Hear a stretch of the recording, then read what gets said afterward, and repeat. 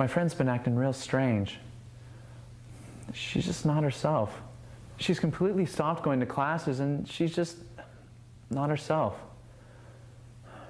The other day I went to see her and I was surprised by what I saw. She hasn't left her room in days.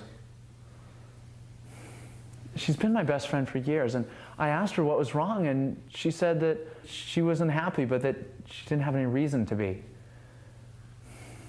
The most frustrating thing is I want to help, but I can't because I don't know what the problem is. I don't know what's wrong.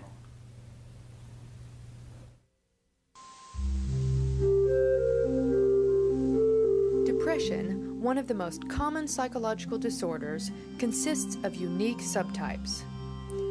In the subtype major depressive disorder, for example, a person suffers from moderate to severe symptoms that last at least 2 weeks. In contrast, a person who is suffering from the subtype dysthymic disorder typically suffers milder symptoms, which last for 2 years or longer. The typical symptoms of dysthymic disorder include low self-esteem, pessimism, social withdrawal, chronic tiredness, guilt, and diminished productivity. In this interview, Roberto describes his experience of living with dysthymic disorder for more than 7 years. As you listen to him, note his feelings of hopelessness, his overriding sense of guilt, and his belief that he lacks control over the events in his life.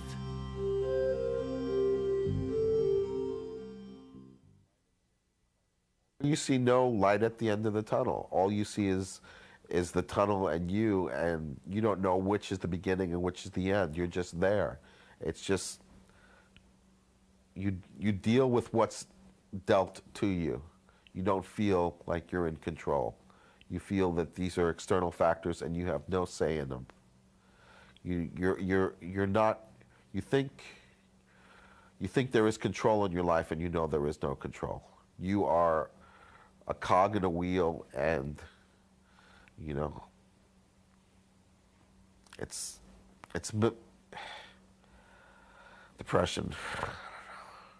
You feel very small. You feel very insignificant.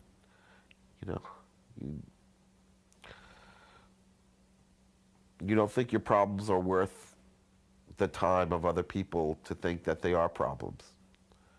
You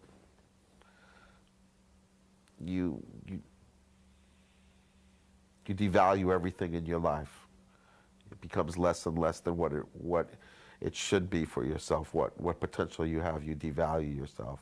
No one else is doing it to you. You do it to yourself. You break yourself down. You make yourself into the hideous monster that you never thought you could be. Basically, I'm ashamed of myself. I'm ashamed of my body. I'm ashamed of how I feel about perceptions about women or about other people. I don't love myself. I don't give myself the pat on the back that I need. In the next sequence, Roberto describes his day-to-day routine.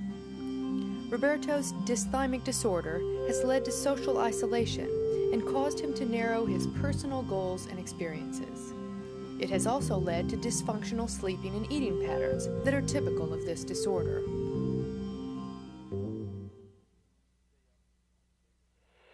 Stay up late at night, 1 or 2 in the morning, watch TV, maybe smoke a few cigarettes, fall asleep, wake up. If I have to go to work, I'm not able to get to work on time. I fall asleep again, I turn on the alarm, turn it off, fall asleep, wake up again, and then go to work. Try to do as best as I can at work, come out, maybe visit a friend. If I don't work, stay home, isolate, fantasize, not lift a finger, eat as a way of nurturing myself and feeling good, and which in essence doesn't, because I take a look at my body and I don't feel well.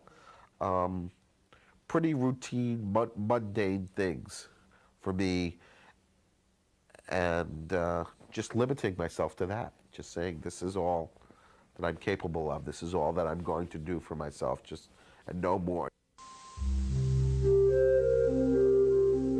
Although Roberto would like to enrich his life, he seems unable to take action on his own behalf. In the following sequence, please note his descriptions of chronic tiredness and diminished productivity. It's hard to break out of cycles that you get into, if it's poverty or family or, you know, whatever it is you're into. It's hard to break out of that. And I think for me, it's hard for me to get what it takes. I'm going to need what it takes to get myself out of this. It's not as easy as it seems. You think just picking up and, you know, correcting your environment is simple. It's very, very hard for me to do. I explained that to Social Security hearing today, you know, and it's the truth. I cannot correct my environment. For some reason, I'm immobilized by doing something corrective, positive for me. It's for me. It's for no one else. You know, it's for me, and I can't do it. I just can't not do. Not gonna. I don't know why. To torture, it's like torturing a self. You know, torturing myself, hurting myself. I don't know why. Although the symptoms of dysthymic disorder are not as severe as those seen in major depressive disorder, dysthymic disorder often causes a long-term disability. In the final sequence, please note how this disorder has resulted in profound feelings of despair and guilt.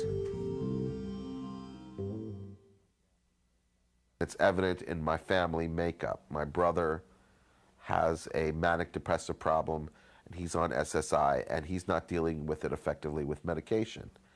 And so it's inherent in my genes. I look at my father, he's an extreme personality. When he was alive, he tended to did things in extreme.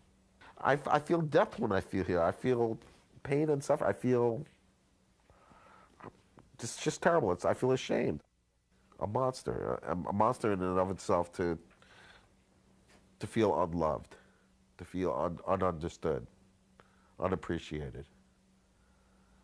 You know, just alone, very alone.